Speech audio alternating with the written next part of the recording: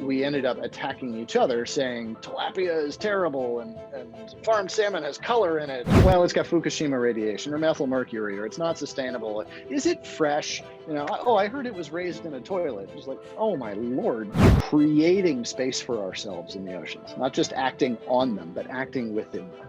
Top level notes, chef, sustainable seafood expert. I was watching your TED talk before we hopped on, which has a couple million views or something like that.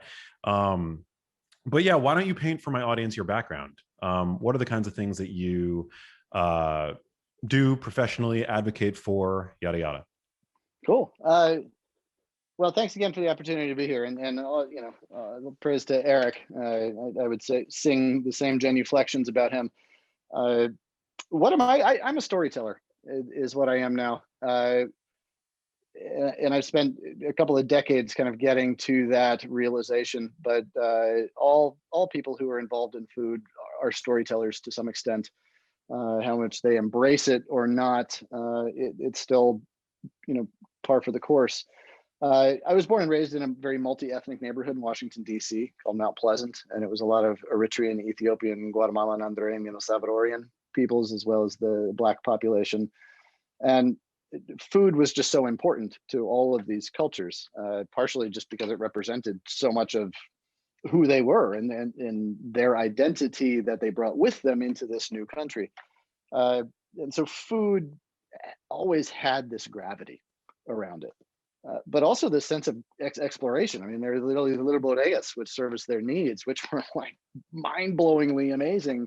For a kid, you could go to the Safeway, that was 10 miles down the road from us, or you could go to Little Bodega, which had goat meat and carambola and all these heady spices and all this stuff. And I realized early on that food is a means to introduce cultures to each other, but also to literally import every corner of the world onto our plates. And it was that sense of exploration and connectivity that early on seeded what became my career in kitchens, and lived and worked all over the world. I worked for Jose Andres running his flagship in DC for a little while.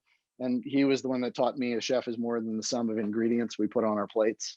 And I got just interested in those ingredients and the people behind them. And sustainable seafood became my preferred ingredient, just because, damn, it's the most interesting ingredient in terms of narrative and seasonality and regionality and history. And, it's America's first heirloom food, heritage food. And that just bloomed my career, and worked in restaurants, owned and operated my own, and then left restaurants to become an explorer for National Geographic because, duh, if you get offered that job, take it. It's as sexy of a job as you can imagine it being. And my role was to go out into the world and look at how we can reduce our impact on marine systems through food. But what I quickly realized was that sustainability is not always about reducing our impact on ecosystems so much as it's equally, if not more so, about maximizing the impact ecosystems have on us. And that the end result of sustainability is the endurance of thriving humans, who are wholly dependent upon resilient ecosystems, of course. And that led me to where I am today, really, which is that idea of a storyteller, the translator, the connector. I take health and environment and food and culture and corporate interest and just kind of help it all make sense, because we're all after the same thing in the end, which is thriving humans. And the work manifests itself in many ways, including being here today with you. Yeah, I love that. And I love that that humanity plays such a large role in your work and the preservation of human health, which I think is so important. And it's apropos that we're talking about seafood, because seafood, there's lots of disagreement in the world that I come from, which is the world of like nutrition and health. And, is red meat good for us? Is it bad for us? Are eggs healthy, or are they akin to smoking a pack of cigarettes? Eating an egg. So you hear all this stuff, and there's all this back and forth in the nutrition space, but there seems to be at least some semblance of agreement over fish, and that fish seems to be, at least from a health standpoint, very benevolent. People who consume fish habitually and seafood generally have better health. They have better cardiovascular health. They have better brain health. The consumption of fish, 1 to 2 servings a week, is associated, even with in people that are genetically predisposed to developing Alzheimer's disease, associated with a robust risk reduction. So there's like there are all these benefits, seemingly, to consuming fish and seafood. Um, but of course, we have to do it mindfully of the fact that we are a part of this, right? This ecosystem, and so one of the things that has come up today, I'm sure for you as it has for me, is that there's a lot of confusion now about how to consume fish sustainably, ethically. There was a documentary that came out recently called Seaspiracy. Many people have asked me Mhm. about it. I haven't really talked about it. Um, in part because I'm not an expert in sustainable seafood. But I know that a film like that is really, the agenda there is to create an emotional narrative. And if you look at the sort of the body of work of the filmmakers, I mean, they've done a number of different vegan agenda documentaries. So I want to have you on to to share your insight and your knowledge with my listeners about how to eat fish and how to reap all of the benefits of fish consumption and do it in a way that's ethical and sustainable. Cool. Yeah. Topics I like. Yeah. So have people been blowing you up on social media about this documentary? Yeah, to an extent. But there's also, it also seems that it sort of hit a bit of an echo chamber in a way. Mm, And just to put it out there, I'm not going to sit here and argue the facts and figures that are presented in that. But I will, I think, put out the initial platform that there is a lot of truth in that movie. There are a lot of absolutely horrific, inhumane, just terrible things presented in that movie, which are true. What I don't agree with that movie is how that is then used as a catalyst to get to this actionable thing of do not eat seafood and sort of this broad brushstroke painted guilty of an entire ingredient category that is in fact one of the most important ingredient categories we have. And its impact on the human existence is far outweighs the volume of calories that it provides for us. Uh, and if you look at some of the studies going back just about human neurological development and looking at omega 3s and access to seafood being one of those principal catalytic moments in our evolution, uh, you said that fish is generally kind of accepted as this healthful food. And not just because it's never been painted guilty, of being the devil like butter is, but then it's not, but then salt is, but then it's not, on and on. Uh, Bottom line is that seafood is so important to so many people. 1 in 12 people on this planet, their livelihoods are wholly dependent upon fisheries or aquaculture, mm, though it makes up 2% of our global caloric intake. Um, 1 in 12 people are fully dependent upon the ocean. So when we talk about fishing, you can't talk about seafood just as this thing that's over there to be, that's malleable and debatable. I mean, it's up for discussion, yes, but the importance of it is so much larger than just the thing on your plate, and that's what the movie completely avoided. Uh, and I think did an incredible disservice and injustice to, which is the larger conversation about how do we relate to ecosystems and to health and to each other through our moral consumption. And the bottom line is you can't just look at seafood in a vacuum either. Is this seafood sustainable or not? Should we eat seafood or not? It's, well, what about a center of the plate protein? What about animal protein at large? Because that's how we use it. Certainly, I think to most of your audience, that's going to be the case. Is sort of the Western Americanized diet.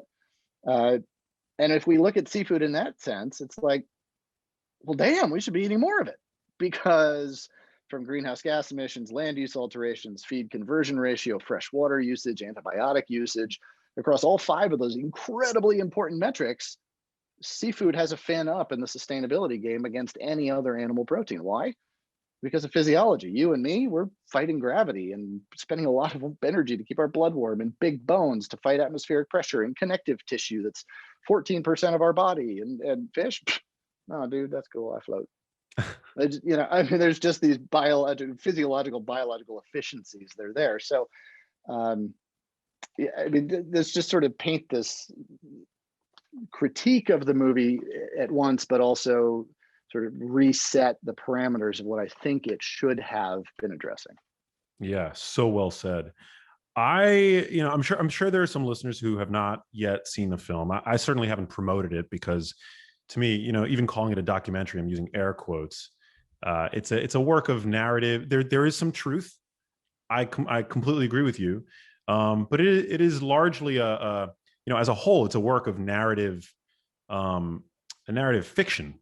And but that being said, I think one of the good things that the film does is that it exposes some of these terrible things that are happening. So for people that haven't seen the film, um, and I'm not asking you to recount exactly what the film portrays, but like, what are some of the downsides? What's some, like, if you can describe the shadow of the fishing industry Yeah. for us, and like what we're trying to change, basically. Well, that's a really great way of framing that, and thanks for that opportunity. So the filmmaker starts off with, sort of recounting his love of the oceans, which is deep and authentic and moving, and sort of getting blindsided by pollution, of just that very physical, emotional affront to what we all love about the oceans, which is their vastness, their pristineness, their purity, their otherness. And then all of a sudden to see it marred by damn plastic bags, that is is a stab to the heart. Um, and sort of the journey from there went to, okay, well, what are the stressors that are leading to this? And plastic pollution leads to fishing, because fishing is a major pollutant of the oceans, largely through discarded fishing gear. And so sort of the narrative arc of this film jumps from, this initial authentic emotional sort of injury to sort of a series of gotcha moments using truths, from plastic pollution from fishing to dolphin slaughter and whale hunting to human slavery, that's found in some areas in fishing. And, like, yes, this stuff exists, and we should all be beyond outraged by it. And uh, unfortunately, the solution, sort of the narrative arc, takes some debunked science, takes journalism, faux journalism, and then uses quotes out of context to paint that advocacy picture rather than the incredibly complex truth of it, which is, yeah, seafood's tough. It's the most traded global food commodity, more than double corn and soy combined. It comes to us from every corner of the planet. A lot of it from freshwater. No community is not connected to a fishery or in some way, shape, or form. So it has all of the pulsing, bleeding, crazy, evolving nature of humanity itself intertwined in it. Of course, it's going to be complex. And of course, there's going to be terrible things, but then there's also going to be good. And there's going to be the examples of how we're getting it right, and of evolving industries, and of tackling effectively these very negative specters. I wouldn't say specters, realities. So, like you said, I think it was a great exercise in sort of opening eyes to what's at stake, without actually saying that we have to have this, which is not just my opinion, it's the UN's opinion. It's, I mean, we have to have seafood. 1 in 12 people on this planet are wholly dependent upon seafood for their livelihood. It's, and there's different stories too between, subsistence communities and those of us, such as yourself and I, who have the power of choice in our diets. So it is important to say that too.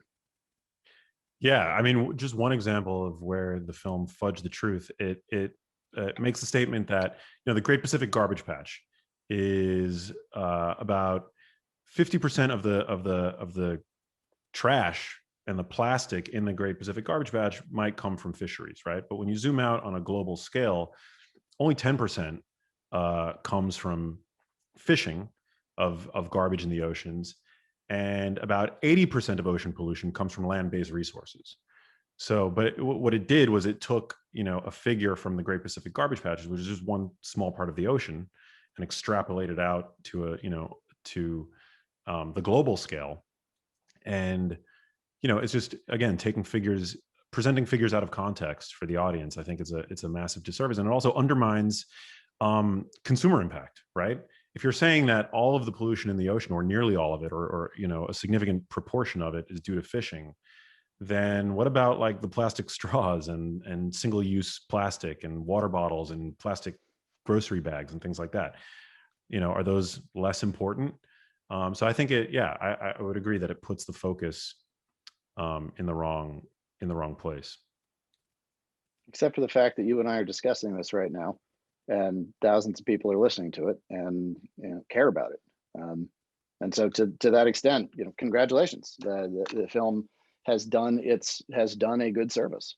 And yeah, that is a good point. Yeah, that the fact that we're having this conversation. So when it comes to eating fish, what do you look for when purchasing? Are you do you preferentially shop for wild? Do you look, is farmed okay in certain circumstances? Like what goes through your mind when you're at the supermarket buying fish for your family? hey, I buy a lot of fish. We eat a lot of fish in this house. It's kind of our thing, kind of what I'm known for. So the first thing I look for is what's the store? Because sustainable seafood is such a complex diet. It is the most wickedly complex food system there is, because there's thousands of species that come from different waters and caught by different means, all result in a different sustainability profile of the actual piece of fish on your plate. But damn it, that cod looks exactly like this cod, except this one is wholly unsustainable. Whoa. And even I, who have dedicated my career to this and understanding the science and the programmatic aspects of it, I am very content to just support the retailers who I know are doing it right. And at this point, 90% of American grocery stores have a pretty good to really good, very rigorous sustainability policy in place. Wow. And I'm talking about Walmart. They've got a really great sustainability policy in place. And say what you want about Walmart.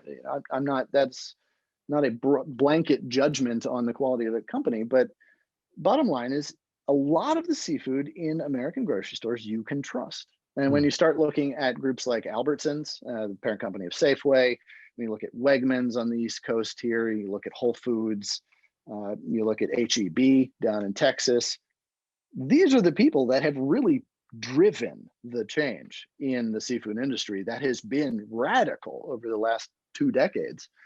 And bottom line is you can walk into those stores and just know that everything in that case has been validated to some extent, enough to the point where I trust it. So basically, the first thing that Americans need to do is to get rid of seafood is the only food I know of that's considered guilty before proven innocent. It's like, well, it's got Fukushima radiation or methyl mercury, or it's not sustainable. Is it fresh? I heard it was raised in a toilet. Just like, oh my Lord. By the time you actually get to, yeah, I'll buy some seafood. Like, no, you went and bought the chicken 10 minutes ago. So just the point of getting Americans to the seafood counter with the idea that seafood, it's what's for dinner, is so important. So my broad blanket statement of what I look for is a store that I can trust, and that information is available. I mean, stores are now competing on sustainability, and they take pride in their sustainable seafood. Why? Because everything in the case has been validated. It used to be the case that, well, we're working on it, and if we say that product A is sustainable, but we haven't gotten to product B yet, what does that say about, it was a very much of a CYA, cover your ass sort of approach. Like McDonald's, they've been serving sustainable Marine Stewardship Council sustainable Alaskan pollock for almost 2 decades now, and they Wow. didn't advertise it until about 8 years ago. Why? Because they didn't want to call attention or be associated with this, because it opened up another box of questions. So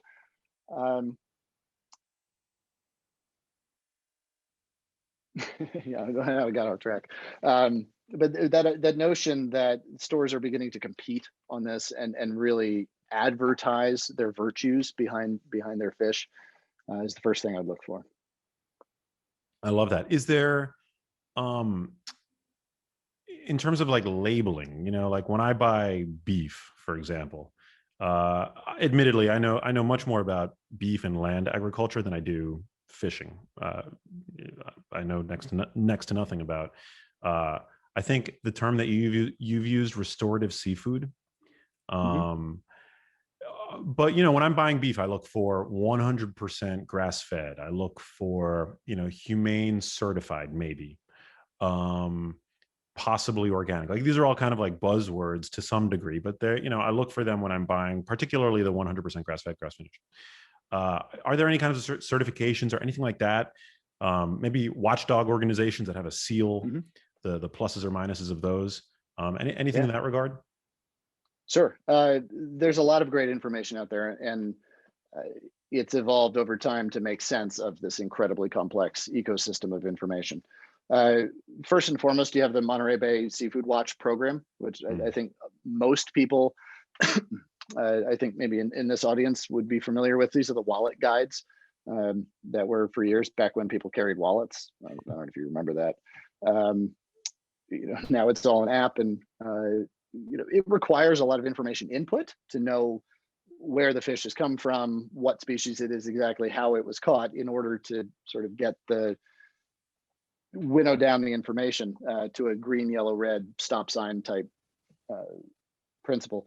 But the certifications that are out there, and Monterey is not Seafood Watch is not a certification, it's a ranking program. But the certifications that are out there for wild fish, Marine Stewardship Council, also known as MSC, a Mm. little blue check on products that carry that certification. And that goes all the way back through the supply chain. So all the way back to the boat, human rights, worker rights, processing, et cetera, and also chain of custody. So that anything that has that blue check on it has been valid. The entire chain of custody has been verified. Aquaculture Stewardship Council is another one, the sort of sister organization to Marine Stewardship Council. So wild fish, farm fish. BAP, Best Aquaculture Practice, is another great one that I very much like. And then aside from that, there are appellations that speak volumes. So if you see the word Alaska on it, you're good. You're good. Hmm. They are the leader in sustainability, so much so to the point where they have set the global example. Wow. Sustainability of management of resources written into the state constitution. Wow.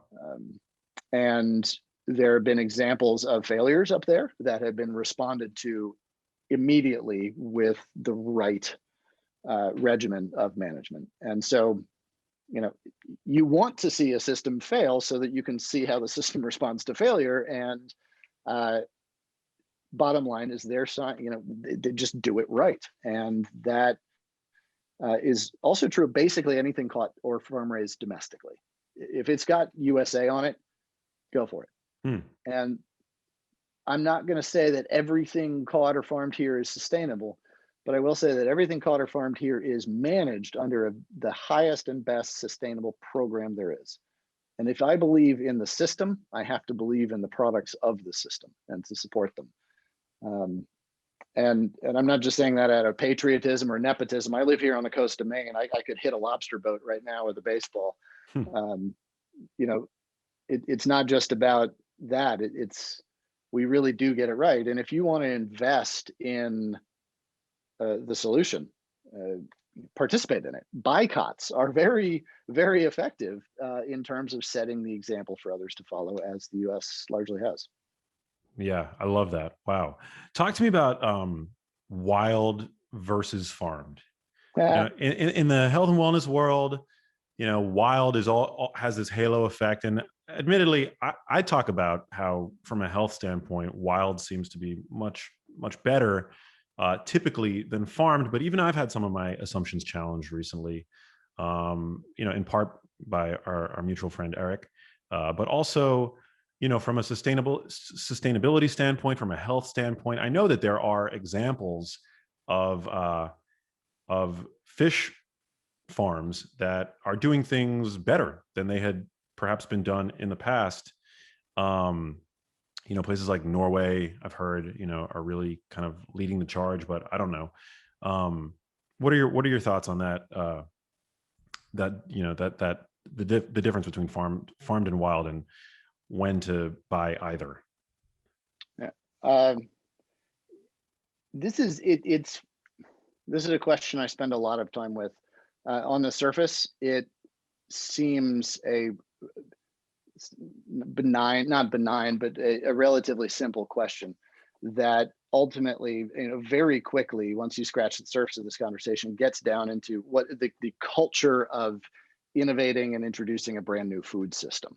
The last time we got to do that was 10,000 years ago, when we planted the seeds of modern civilization with agriculture, and of course we've revolutionized it several times since. But aquaculture as a global industry, as a means to feed the masses, is only 50 years old. Wow. The first salmon net pen farm, sort of the if you will, the poster entity of farming, is 55 years old. I mean, cars were unsafe at any speed, and a computer the size of a pentagon couldn't do what my iPhone does, without me even touching it in my back pocket by accident. Industries evolve and advance, and aquaculture is an incredibly complex one. It's the process of creating ecosystems in which to keep animals, very complex living systems, alive. Yeah, man, they made some mistakes. Yeah, there were some people that pursued it for the wrong motivations, meaning profit first and only. But bottom line is, it's also incredibly exciting that we are witnessing the birth of a food system. We are witnessing the paving of humans' next great engagement with our planet, which is to creating space for ourselves in the oceans, not just acting on them, but acting within them. And so aquaculture, what's better, farmed or wild, it quickly gets back to this conversation of like, well, what's the human relationship with the ocean? But bottom line is, farmed and wild from good sources should be considered as equally important parts of the human diet. Not all forms of aquaculture belong in all places, or not all aquacultured products belong on everyone's diet. But bottom line is, when it comes down to just categorically, is seafood good for us? Should we be pursuing more of it in our diets as part of a plant-based diet? The answer is yes. Just yes. Then you get into nitty-gritty of all the different species, all of the different, health nuances, say between all of the different salmons, et cetera. And those can be argued down to a molecular level. The value of that debate, when it comes down to just choices for dinner, I'm not going to weigh in on. But is it a clean, lean protein that provides an excellent source of a lot of essential vitamins, nutrients, minerals? A lot of seafood provides omega-3s. Is it more environmentally and sustainable than other land animal proteins that we eat a lot of, 250 pounds per person per year of?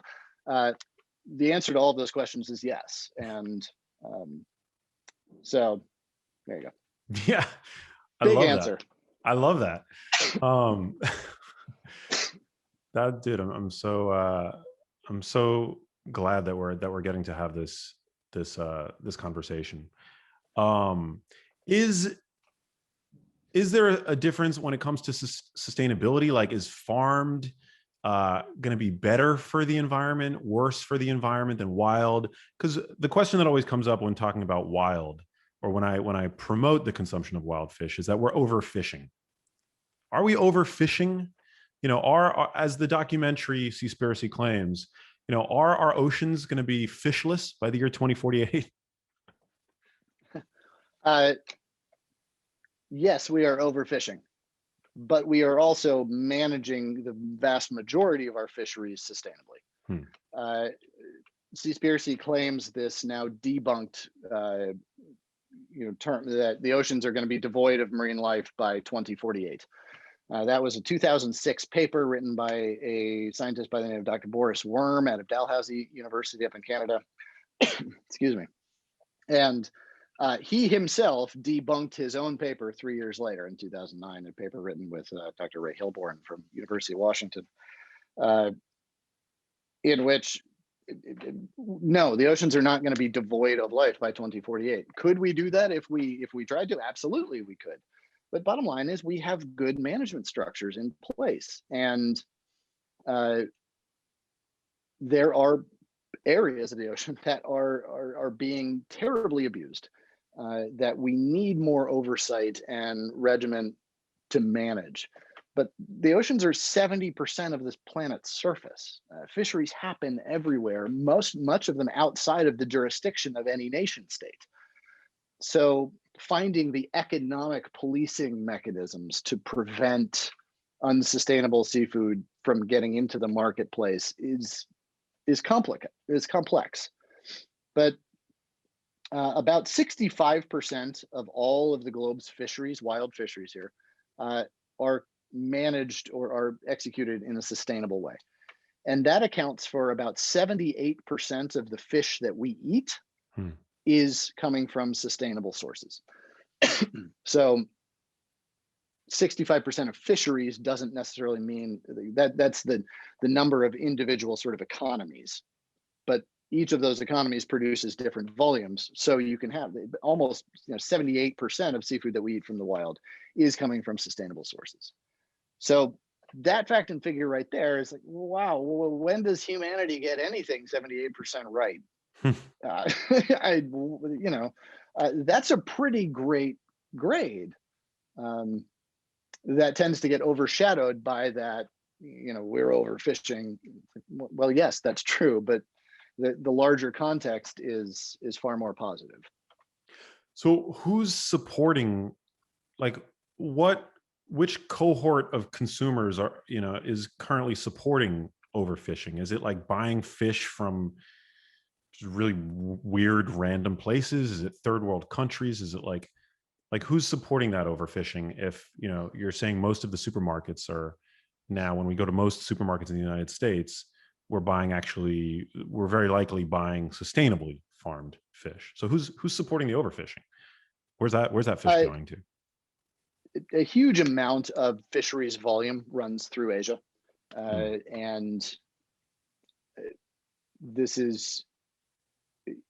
I am, just to be clear, I am not blaming the world's problems on one region by any means, but that is the nucleus or sort of the epicenter of seafood economies and fishing efforts. And also just geography.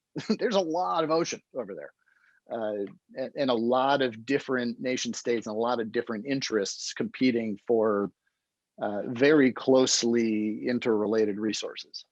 So it's very complex, as opposed to, say, American fisheries, which are, okay, we're pretty much alone over here. We got Canada and we got Mexico in this, kind of hemisphere of our own.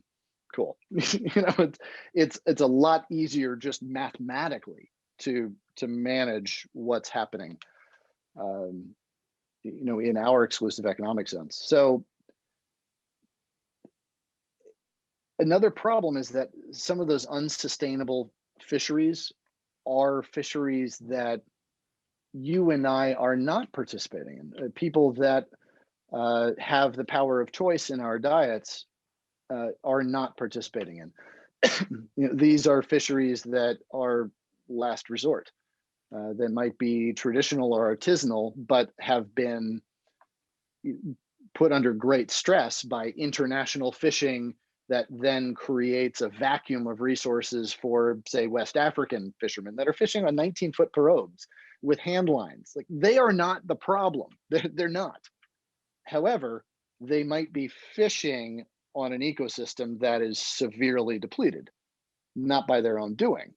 So it's sort of, do you say just overfishing is bad? Like, well, no, not if it's feeding somebody that otherwise wouldn't have a meal. So you get into these really thorny, complex conversations pretty quick. But to me, that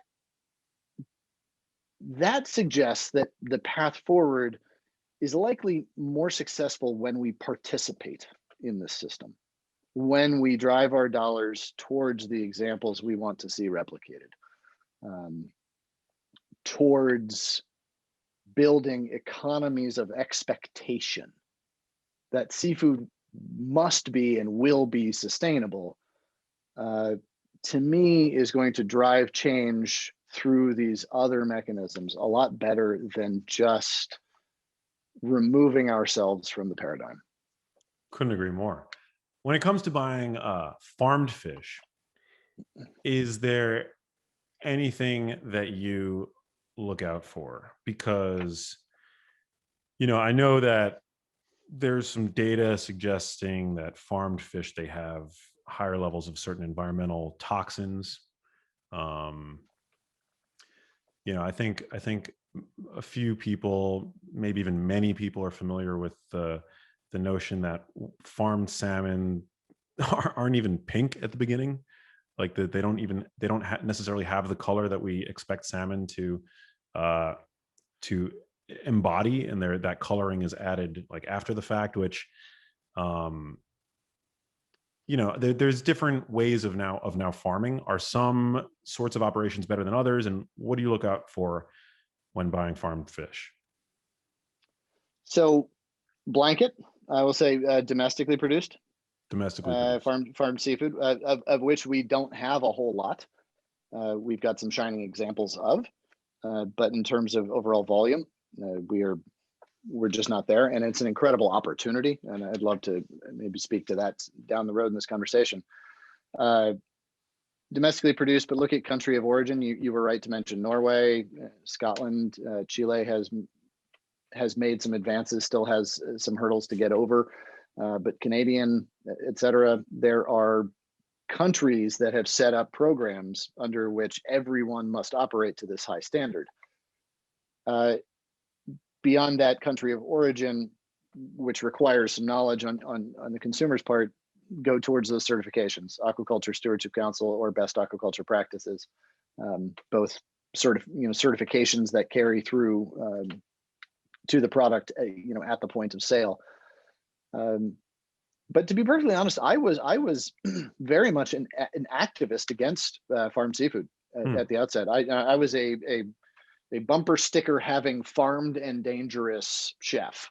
If it was farmed and it wasn't an oyster, I didn't want it. I didn't think it should exist. But I had my mind changed, and when I began to realize that from a cost-benefit analysis, humanity actually really benefits in the end. Like, yes, there are some environmental. Yes, there are things to figure out yet. A lot of them have been. We have made great progress towards just in the few decades that I've been involved in this. But bottom line is, from a cost-benefit analysis, we win with aquaculture. So what do I look for is those certifications. Again, going to a grocery store, retailer, or chef that you trust. But if I could pick up on another thread of what you're saying, so the coloring in salmon, for example, is that is probably the best example of how the seafood industry is sort of self-defeating, in that seafood consumption in America has remained very static over the course of centuries. When the first data was available, I think is 1909. Americans ate 11 pounds of seafood per person per year. 7 pounds of that was oysters, which is crazy in some parts of the country. But we've risen as high as 18 pounds per person, but we're really stuck around 16 and a half, and it's been that way for decades now. As opposed to land animal proteins, which we eat more than 250 pounds per person per year: beef, pork, chicken, lamb, veal, turkey, and rabbit, whatever. So the industry has sort of historically had a lot of infighting and a lot of cannibalism for business. You know, I take your bit, I win your business by undercutting your current vendor. And when aquaculture came on the scene in real volume, it really threatened a lot of the existing sort of systems. And rightly so. It was a real threat. You know, I mean, cod was having trouble, and that was America's whitefish. And now all of a sudden, tilapia is on the market, and it's $4. Actually, like $1.79 a pound. Whole hell breaks loose, and codfish. I mean, it was disastrous. But the bottom line is, we ended up attacking each other, saying tilapia is terrible, and farmed salmon has color in it, and this and that. It's like, well, there's some truth to this, but they were all taken out of context. For example, the colorant in farmed salmon, all salmon are white, but for the diet that they eat, from which they bioaccumulate astaxanthin. It's the same reason why flamingos are pink. Some of the year, flamingos are white until they get into shrimp season, at which point they turn pink. Salmon, same thing. So instead of a wild, naturally occurring astaxanthin that colors wild fish, there is a lab-derived astaxanthin carotenoid that colors farm salmon. There is zero evidence that I have seen that it has any negative impact on health. Does it carry the same sort of gravity of health benefits that the natural astaxanthin does with its antioxidant properties? No, but there's certainly no detriment or negative impact to it. And the result of that color added label that's required, that was the result of a trade dispute between wild fishermen and farmed, trying to sort of vilify the farmed by saying color added. Yeah, well, color added to no ill effect, so why have it there? So it's created this sort of spawn of intrigue and sort of distrust of the seafood industry. And that's what I was saying earlier, that seafood is the only food that's considered guilty before proven innocent. It's like all the shit we have to wade through just to get to the point of like, yeah, salmon does sound good. Like, man, we're 40 minutes into this conversation. We haven't even gotten there yet, you know? What is pretty funny, I personally supplement with astaxanthin myself. So in a way, I'm like a farmed salmon. But I do that for the health benefits. And so, you know, logically, it wouldn't make sense for me to oppose the adding of astaxanthin to salmon, farmed salmon fish meal. For example, if I myself take it as a supplement, too. And I also really appreciate that, you know, at the end of the day, wherever your fish comes from, it's still a relatively lean source, and the fats that fish do provide are very healthful fats. But generally, it's a very low calorie, high protein food that shouldn't be vilified. You know, that shouldn't be feared, no matter where it comes from. At the end of the day, yeah, yeah, and that's sort of where I have landed. Is I consider myself a seafood evangelist. That it's my mission to get more people across all demographics eating more seafood, because I believe that through the pathways we have access to, we will create very positive public health outcomes. It will create positive economic outcomes, and ultimately, I think it will be a catalyst towards achieving very positive environmental outcomes. So it might seem a bit of a reversal to say, hey, I want sustainable oceans, let's eat more seafood. But I believe that's really what we have available to us. You know, I started off saying that I'm going to fix seafood, and now I really see that seafood's a means to fix people.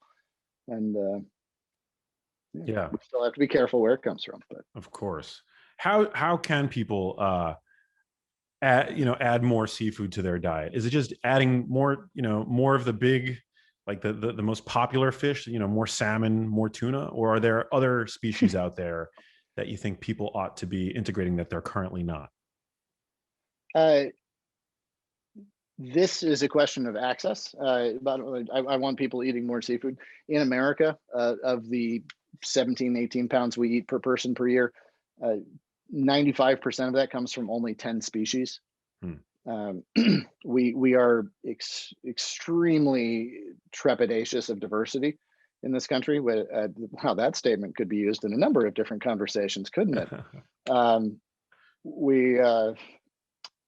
you know, 65% of our total consumption of seafood in this country is from shrimp, canned salmon, and canned tuna and salmon alone. And if you throw in, basically all the rest of the fish are all flaky white fish. They're forms of catfish, cod, and and then some clams.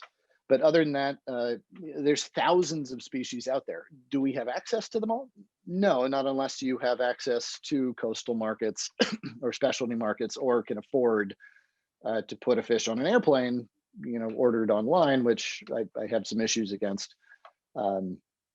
So by all means, if diversity is available to you, diversity is the cornerstone of sustainability for everything, from your stock portfolio to our society to your diet, etc. So eat diversely from the oceans.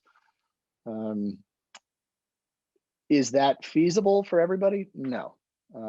But one of the things that I love so much about the seafood messaging is that people might think it's elitist. It's like, actually, take me to any gas station in America, and the only sustainable food you're going to find is the canned fish. It's also the healthiest thing there. And whether it's canned jack mackerel for 99 cents, or can of tuna, or can of sardines, well, congratulations, because you actually found the healthiest of the healthy seafood. Good quality seafood is available to everybody in this country, everywhere. And that includes, and ever more so, the freezer aisle, which I believe is the future of the seafood industry. Frozen seafood. Yeah, you heard it here first. Chef saying frozen seafood is the way to go. Would that be considered blasphemy among more traditional chefs, or what? Certainly. There is a well-deserved legacy bias that is very powerful around frozen seafood, because it sucked. I mean, it was bad, man. Like, seafood was frozen in the back of the Kenmore on Saturday morning after it hadn't sold on Friday to the faithful few. It was like, it was a means. Freezing seafood used to be a means of a last-ditch effort to stop that last step towards spoiled. But now seafood is frozen oftentimes at or very close to the point of capture or the point of processing. I've actually complained to some seafood processors that their fish was too fresh when they froze it, that it hadn't gone through rigor and developed any flavor. And they just looked at me, they're like, "You chefs, man, you were such a pain in the ass." But super deep freeze technology that's using temperatures -80 degrees, micro misting of water all this technological stuff that yields fillets that have been arrested in their pristine condition, to the point where, if you look at fresh as a measure of bacterial growth, you cannot get fresher than this. Am I saying that fresh seafood isn't good? No, absolutely not. I mean, there will always be a place for that. But bottom line is, there are environmental benefits to frozen seafood. It can travel at much slower speeds, greatly reduces waste throughout the system. It also allows it for seasonal abundance to be taken advantage of and then parsed out throughout the year, rather than say, "Hey, scallop season's open for a month. Come and get it, folks." And fishermen sell into a market at whatever they can get. It's like, well, if they can actually freeze them well and then sell them at a premium for 12 months, that's a very different economy. You're sustaining a lot more people with the same number of scallops from an economic standpoint. So there are all these benefits that sort of trickle back, or actually just roll back through the system. And at the end of the day, is it delicious? Yeah, it is. And is it cheaper? Yeah. And does seafood now become a convenience food? That shit, it's Tuesday. I'm sorry, can I cuss on your show? Yeah, of course. Oh, cool. Shit, Tuesday night, and I got to make dinner, and the toddler's screaming, and the baby's having, a tooth come in, and oh my God, I'm just going to throw a piece of salmon in the toaster oven at 275 degrees. I'm going to forget about it. And 35 minutes later, it's going to be perfect. For those of you not watching, I'm patting myself on the back right now, because, yeah, it's that easy. And it was an epically good dish. I have at my last home, I just moved, actually. I was in Venice for a while, and a couple blocks from my old house was a 99-cent store. And I walked into the 99-cent store just to see what was available. Now, granted, I know that this happens to be a 99-cent store in Los Angeles, so it's a very privileged market. But I was pretty shocked to see frozen. I believe it was even wild fish in the freezer section in the 99-cent store. And of course, there was a bounty of canned options as well. So I think you're right. I think that that people really do need to open their eyes to the fact that this is a very accessible form of food, a sustainable form of type of food, and a way for people to have access to seafood that might not necessarily be, have that coastal access that you and I are so lucky to have. As I said, I can see the fishing boats and go clamming on my own property here, and pick mussels from the rocks, and yet we eat probably 3 to 4 meals a week of canned seafood, simply because of the economics and convenience of it. Um, and I know I'm feeding my kids like really good, healthful food.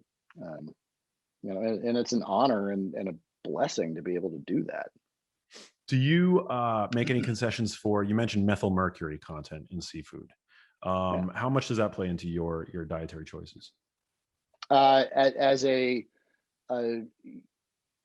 42-year-old male, it is not a concern. Just looking at me from a sort of a population statistic, methyl mercury is not a concern for me. Basically it is a bigger concern that a lack of omega-3s in my diet would be a bigger concern than methyl mercury. That said, methyl mercury is incredibly important for certain populations to pay attention to. Mm-hmm. And we should all have it in our minds. But the bottom line is that contaminant issue has cast a pall over the entire category. Whereas with methyl mercury, if you look at a cost benefit analysis of the benefits brought by the clean lean protein and mostly the omega-3 content versus the costs associated with methyl mercury contamination or PCBs, there are very few fish that actually fall under that curve. And you're talking about sharks, marlins, king mackerels, and tilefish. Now, some of you listening might have that on your menu tonight, but the vast majority of us might never have that, or even be faced with the decision of like, should I have the marlin or the king mackerel tonight? And this is, I am not trivializing the importance of this. Methyl mercury can be found in fish that are very commonly available, especially in sushi, tuna, etc.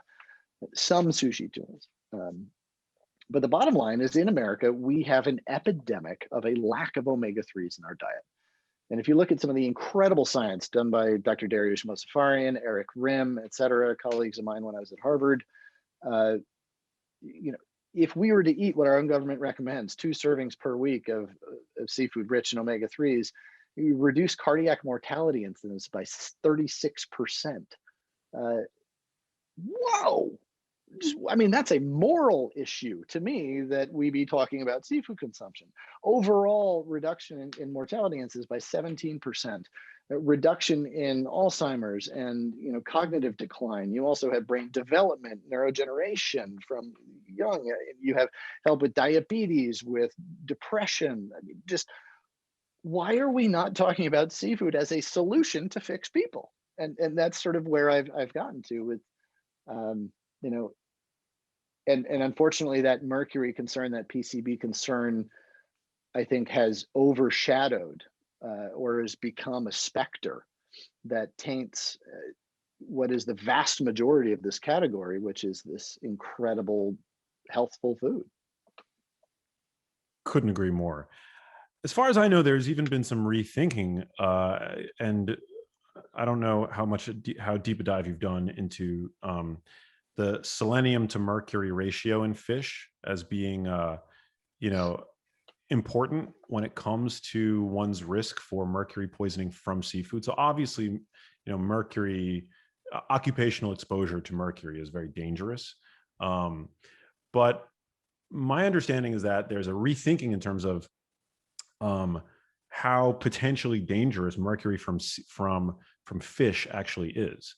That as long as the fish has more, because one of the major, if not sole, probably not sole, but one of the major mechanisms by which mercury is neurotoxic is that it binds to selenoproteins in the brain, like selenium-based antioxidants in the brain, thus incapacitating them. But if fish has more selenium than mercury, then there's essentially a canceling out effect that occurs. And so some of the earliest studies, if I recall correctly, so I wrote about this in my second book, but some of the earliest studies that showed seafood consumption related to mercury poisoning, actually people weren't consuming fish, they were consuming like the pilot whale, which has very high mercury levels, particularly relative to its selenium content. So I don't know if any of that is familiar to you, if you could speak to that. Or I don't have, I've not looked into the literature on that. yeah. To the extent to talk about it from any expertise, and I am, you know, I am not a health expert. I've hung around the giants of the field enough to know what I'm talking about, but you know, I'm not in a position to give specific advice. But I think generally, whether or not the selenium sort of block is there, or whether that ratio sort of pans out, the important takeaway message is that seafood is safe, seafood is healthy, seafood is an essential part of the diet of healthful people, of a healthy diet for some people. So yeah, I think we get lost, you know, lost in those sort of semantics a little bit sometimes, and we forget to just stay at the seafood case and say seafood is what's for dinner. But I will look into that because it is fascinating. Yeah, it's super interesting. Well, we don't have a lot of time left. Is there anything that you'd like to add before we close? I mean, this is such an important conversation. I feel like, you know, the conversation is so important that limiting it to an hour almost does it a disservice. But you've already dropped such incredible knowledge for my audience. And I'm sure, you know, many of my listeners are going to want to seek you out on social media and watch all of your content online. But is there anything that you'd like to add that perhaps I didn't ask you about this crucial topic? Well, thanks for having me on and for the kind words there. I think I would ask people to reconsider aquaculture, even those with a neutral vantage point on it, or anyone with a bias. You know, those biases are real. They're based on facts and based on historical precedent from the industry. But bottom line is that industry is evolving at such a rapid clip. It is so exciting. It is so essential and so capable of answering for so many issues, from women's empowerment and employment in developing nations to just the health crises that we face in our own diets, to economic opportunity for coastal rural economies here in America. And just generally, hey, how are we going to feed this planet? And well, a good thing to look at is maybe 70% of the planet, or 99% of its livable space that happens to be underwater. You know, that idea that we see the oceans as beautiful for our absence, I think needs to be reconsidered broadly from a cultural perspective, to say that, wow, we can do this right. Wow, we have a future on the ocean. And whether or not it's relevant to you, the listener, in your own life, no, but it is relevant to you in a macro sense, that this is a major next step for the human experience and for us maintaining our reality, and I think even improving our reality. So I just beg you to urge you to consider aquaculture anew, and to maybe see it with some enthusiasm for the good that it can bring to us, as part of and partner to wild fisheries that must sustain and must endure, and provide us with access to America's first heritage food, seafood. Hey, if you like that video, you need to check out this one here, and I'll see you there. Things like liver, kidney, heart, they have a lot of protein, a lot of iron, a lot of anti-inflammatory antioxidants. So things like CoQ10, big time with heart, but with liver as well, and selenium, and A vitamins, good for your eye health, B vitamins, B12. I mean, liver has, I think it's like ounce for ounce, like 50 times more B12 than a piece of steak.